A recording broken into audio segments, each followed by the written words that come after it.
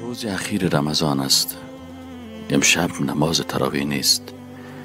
چرا اینقدر غمگین هستم؟ چرا اینقدر غمگین هستم در حالی که فردا عید است؟ باید بسیار خوش می بدم. چی کم شده بالایم؟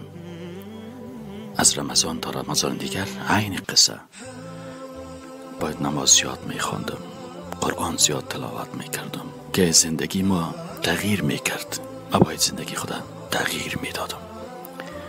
نوست بسیار شرمنده هستم. چطور گذاشتم که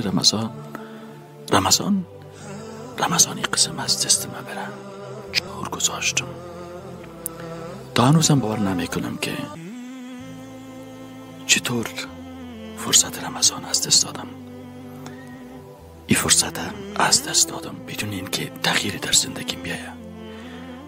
چطور نتانستم از این فرصت استفاده کنم؟ چرا نتانستم از این فرصت برای تغییر زندگی خود استفاده کنم؟ یا الله، مرا در این لحظات اخیر ماه مبارک رمضان ببخش. در حقیقت باید عبادت می کردم و مستحق بودی که عبادتت رو انجام می دادم. انجام ندارم. اجازه ندهید رمضان دیگر از شما بگذرد.